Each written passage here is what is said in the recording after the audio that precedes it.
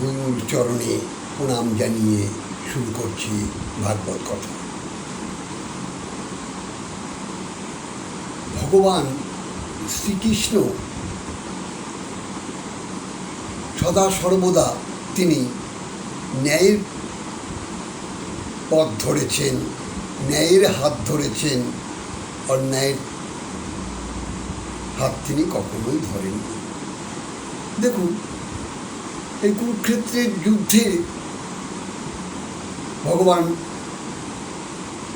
দুর্যোধন দুঃশাসনের হাত ধরেননি, ধরেছেন কার? পাণ্ডবের হাত ধরেছেন। হ্যাঁ, হরিবল। রাজা যুধিষ্ঠির হাত ধরেছেন।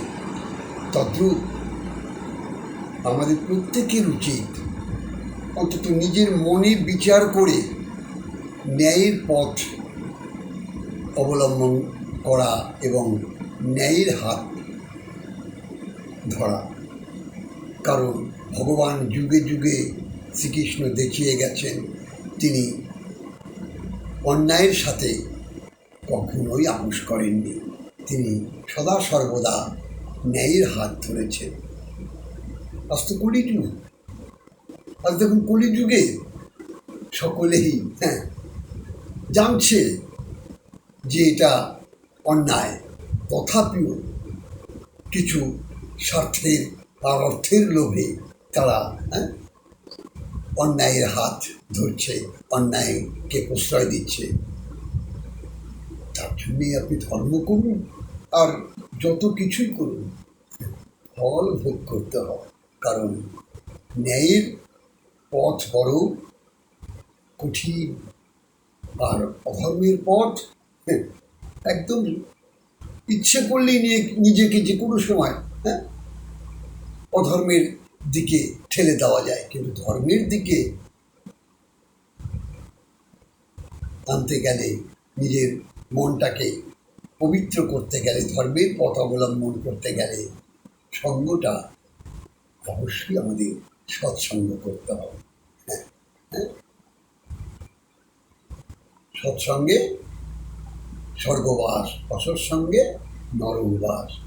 এই কথাটা চিরসত্য যে আমরা ন্যায়ের পথ অবলম্বন করে ভগবান শ্রীকৃষ্ণ যিনি যুগে যুগে দেখিয়ে গেছেন। তথাপিও আমাদের অনেকেরই মনে হয় যে ধর্ম বলে কিছুই নেই, যেন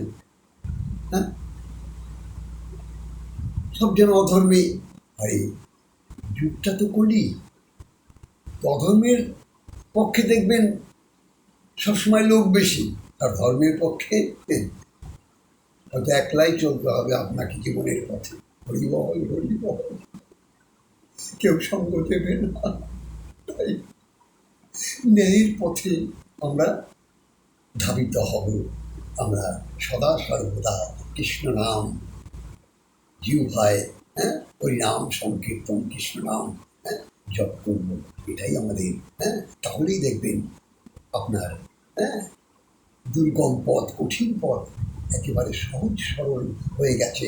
অন্তরে কৃষ্ণ ময় হয়ে গেছে। অন্তর যার কৃষ্ণময়, তার আর ভয় কিসে। জয় রাধে, জয় নিতাই। আপনারা ভালো থাকুন, সুখে থাকুন, আর প্রভুর গুণগান করে যান। জয় রাধে, জয় নিতাই।